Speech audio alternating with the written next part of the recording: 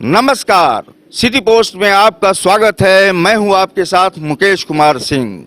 हमारे खास कार्यक्रम खास मुलाकात में आप तमाम दर्शकों का स्वागत है। अभी हमारे साथ शिवहर के विधायक चेतन आनंद हैं। हम उनसे जुड़ते हैं और विभिन्न मसलों पर उनसे बात करते हैं। चेतन आनंद, आप सबसे युवा विधायक बिहार के, निश्चित रूप से ये बड़ी जिम्मेवारी आपको जनता ने सौंपी है, तो क्या अनुभव अभी तक का आपका रहा है? चूंकि कार्यकाल बहुत लंबा नहीं हुआ है, तो छोटे से समय में आपने विधायकी जो आपने स्वीकारी है, उसके बाद जब सदन जाना शुरू किया है, तो कैसा लग रहा है? एक बदला हुआ चेतन आनंद किस रूप में है जनता के लिए? नहीं, देखिए, बदलना तो हम मानते हैं कि आदमी बदलता इतनी जल्दी नहीं है और बदलना भी नहीं चाहिए। हाँ, जो वैल्यूज़ और जो आपको क्या कहते हैं बचपन से सिखाया गया, उसी वैल्यूज़ पे लोगों को चलना चाहिए। हमारी भी यही कोशिश है कि हम उसी वैल्यू पे चलें। और हमारा खास करके एक बात है कि मतलब पहले भी जो संघर्ष हम लोग कर रहे थे वो सड़क पे कर रहे थे। आज मौका मिला है कि उसी संघर्ष को सदन में भी किया जाए। चेतन आनंद, आप श्री आनंद मोहन जी के बेटे हैं, श्रीमती लवली आनंद जी के बेटे हैं, जो दोनों सांसद रह चुके हैं। लेकिन दुर्भाग्य कहें कि आनंद मोहन जी आज जेल में हैं, तो अब आप विधायक बन गए हैं। आपका थोड़ा सा वजन जो है बढ़ा है जनता के बीच भी, चूंकि आप सदन में अब अपनी हैसियत रखते हैं। तो कैसे आनंद मोहन जी की रिहाई हो, उसके लिए आपके क्या कदम जो है वो उठ रहे हैं, और आप क्या चाह रहे हैं, उनकी आज़ादी कैसे हो? देखिए, सबसे बड़ी बात है कि चाहे आज का पक्ष हो या विपक्ष हो, सभी लोग जान रहे हैं कि आनंद मोहन जी निर्दोष हैं। हाँ, और हम लोगों ने तो लगातार ये बात बोली भी है, सब लोग जान भी रहे हैं। आज जो सत्ता में लोग बैठे हुए हैं वो कभी ना कभी मतलब पापा की इस आवाज़ को उठाते रहे हैं। हाँ, उन लोगों ने भी कभी ना कभी ये बोली है, लेकिन हमारा काम यही है कि उनको याद दिलाना है। हाँ, और अपने फादर के लिए जो न्याय है वो उनको दिलवाना है। आप जिस पार्टी से आते हैं, राजद के आप विधायक हैं, और राजद के मसीहा लालू प्रसाद यादव खुद जेल में हैं और वे बीमार हैं। और जिस तरह से तेजस्वी यादव कह रहे हैं, प्रताप यादव कह रहे हैं कि उनकी रिहाई के लिए वे बड़ा आंदोलन करेंगे, तो क्या श्री आनंद मोहन के लिए भी तेजस्वी यादव कोई चिंता करेंगे? सब लोग चिंतित हैं, सब लोग जान रहे हैं। हम जैसा कि पहले ही बोल चुके हैं कि सभी लोग चिंतित हैं, सभी लोग जान रहे हैं कि आनंद मोहन जी के साथ गलत हुआ है और सभी लोग इस लड़ाई को लड़ने के लिए भी तैयार हैं। चेतन जी, बड़ा सवाल यह है, कहते हैं कि जो सत्तासीन होते हैं उससे कम ताकत नहीं होती है जो मजबूत विपक्ष होता है। तो मजबूत विपक्ष के तौर पर आपकी भूमिका क्या रहेगी? क्या आपने ठाना है कि ये सरकार से हम जो है मनवाएंगे? देखिए, सबसे बड़ी बात है कि आज जो बिहार में या फिर पूरे भारत में जहाँ पर भी देखिएगा, एक तरीके से मतलब जो विपक्ष की कमी जो पहले महसूस हो रही थी, आज की डेट में बिहार में तो कम से कम हम लोग ये बोल सकते हैं गारंटी के साथ कि हम लोग सड़क से लेकर सदन तक लड़ाई लड़ने का काम कर रहे हैं। और जनता का जो भी आपको क्या कहते हैं मुद्दे हैं, उनका जो भी नीड है, उसको पूरा कैसे किया जाए, उसके ऊपर हम लोग सदैव चिंतित हैं और चिंतित रहेंगे। जहाँ तक मुझे याद है कि हमने आपसे एक बार बात करी थी, तो आपने कहा था कि पिताजी का सपना है कि रेल आए शिवहर में, लेकिन अब जब बजट आया है तो कहीं भी बजट में जो है शिवहर रेल लाइन की चर्चा नहीं है। तो इसको लेकर क्या मन में चल रहा है? देखिए, सबसे बड़ी बात है कि ये बजट जो है इस बार इसमें बहुत कुछ मिसिंग था। यहाँ कोसी एरिया के हों या फिर बिहार के कोई भी एमपी लोग जितने थे, जो भी आज के डेट में सरकार में मौजूद हैं, सब लोगों ने उधर जाकर के सिर्फ बेंच को जो है ताली बजाने का काम किया।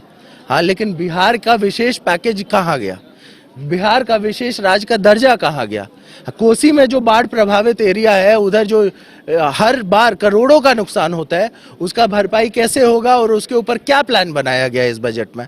हम ये पूछना चाहेंगे कि शिवहर में जो रेल का मुद्दा था, सभी लोग जान रहे हैं कि बिहार ही नहीं पूरे भारत में अगर कोई एक जिला है जहाँ पर रेल नहीं है, वो शिवहर है। हाँ, उसके बारे में जो अपनी वहाँ की एमपी महोदया हैं जो बीजेपी में है, वो क्या कर रही थी, और आखिर ये लोग चुप क्यों थे? वहां पर ताली बजाने के लिए लोगों ने नहीं भेजा है, उधर आवाज उठाने के लिए और लोगों की बात रखने के लिए भेजा गया है। चेतन जी, जिस तरह से कोसी इलाके की बात करी आपने, तो कोसी इलाका वह इलाका है जहां खुद आपका घर है, पैतृक घर है, पंचगछिया आपका घर है सहरसा जिला के अंतर्गत। तो सहरसा के विकास में भी बहुत सारी बाधाएं रही हैं, बहुत सारे बाधक कारक रहे हैं। यहाँ नगर निगम नहीं बन सका, यहाँ बहुत सारी ऐसी चीज़ें हैं, ओवरब्रिज नहीं बन सका, बहुत सारे ऐसे मुद्दे हैं जो जनता के हितों से जुड़े हुए हैं। उन मुद्दों को लेकर आप कितनी गंभीरता दिखाएं? देखिए, सबसे बड़ी बात है कि ओवरब्रिज तो मानो एक काल्पनिक कहानी हो गई। हर बार हम लोग देखते हैं कि कोई ना कोई फीता काटता है और उसके बाद फीता कहाँ चला जाता है, उसके ऊपर काम क्यों नहीं होता है। तो सोचने वाली बात है। यहाँ के कितने कितने लोग हैं, यहाँ के जो एमएलए साहब हैं अभी वो बीजेपी के हैं, जो एमपी हैं वो जेडीयू के हैं। आखिर वो लोग क्या कर रहे हैं और क्यों नहीं कुछ कर रहे हैं? मानो कि जैसे शिवहर जो है नेता विहीन हो गया है। हाँ, यहाँ पर सब कुछ होते हुए एमपी और एमएलए यहाँ का। मैं यहाँ सुधारना चाहूंगा, आपने शिवहर के सहरसा यहाँ पर मानिए कि मतलब नेता विहीन हो चुका है। हाँ, यहाँ पर सब कुछ होते हुए, एमपी होते हुए, एमएलए होते हुए, यहाँ पर कुछ भी जो है काम हो नहीं रहा है, धरातल पे कुछ दिखाई नहीं दे रहा है। कहते हैं कि आप अपराधी हों, आप बुरे से बुरे काम कर लें, कुछ भी कर लें, लेकिन अगर आप भाजपा में चले जाएं तो आप बिल्कुल पवित्र हो जाएंगे। तो क्या अगर कभी ऐसा मौका मिलता है, राजद अगर जो है टूट की जिस तरह से बात आ रही है सामने, तो क्या कभी ऐसा मौका मिलता है तो आप भी जो है भाजपा में स्नान करने की कोशिश करेंगे? देखिए, बात ऐसी है कि अगर आप देखिएगा, भाजपा को आज के डेट में गंगा बना दिया गया है। हाँ, जो उधर जाता है मानो कि जैसे बिल्कुल गंगा नहा करके निकल गया। हम लोग पिछले बार तक भाजपा को मदद कर रहे थे तो आनंद मोहन जी सबसे अच्छे थे। हाँ, इस बार जब हम लोग अपने पॉलिटिकल स्टैंड पे थे, हम लोग राजद में थे, तो यही जेपी नड्डा यहाँ पर आकर के बोले कि आनंद मोहन जी जो क्रिमिनल है, हाँ, उसके बेटे को सीट दिया गया है। यही लोग ना बोले थे?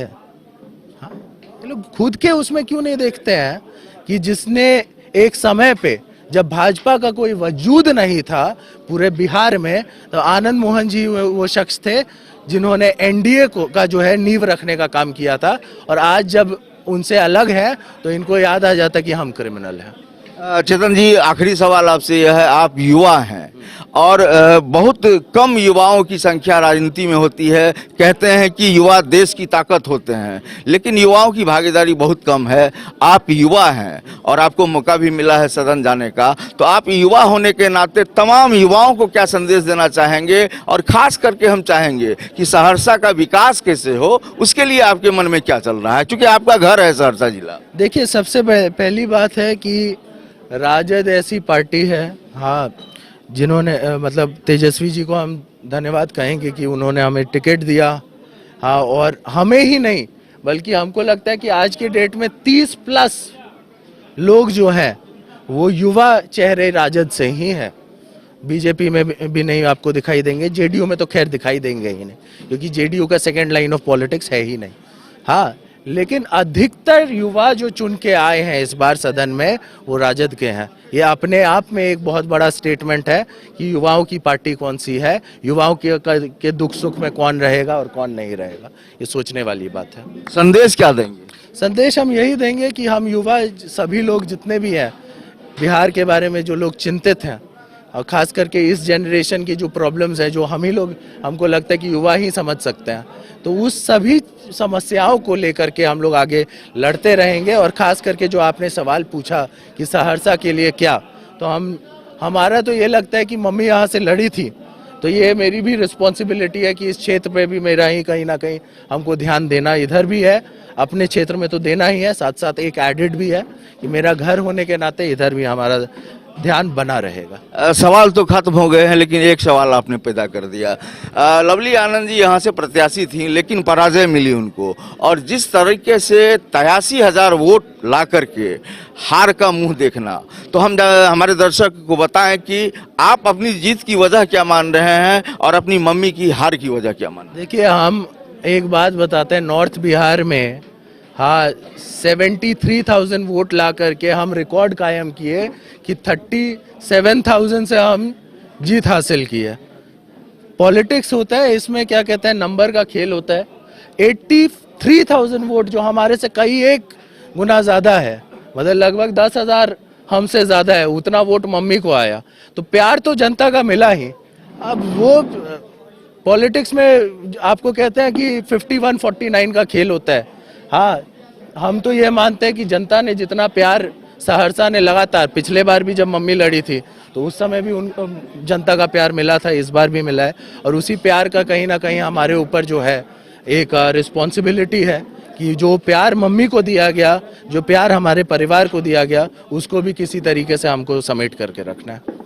चेतन आनंद ने साफ कर दिया है कि जनता ने उनकी मां को भी बेहद प्यार दिया है और उन्हें भी बेहद प्यार मिला है और इस प्यार को वे संजो कर रखेंगे और जनता की सेवा जो वो शिवहर में करेंगे वो सहरसा की जनता के प्रति भी जिम्मेवारी है और वे सहरसा की जनता के लिए भी बहुत कुछ सोच रखे हैं। इस खास बातचीत में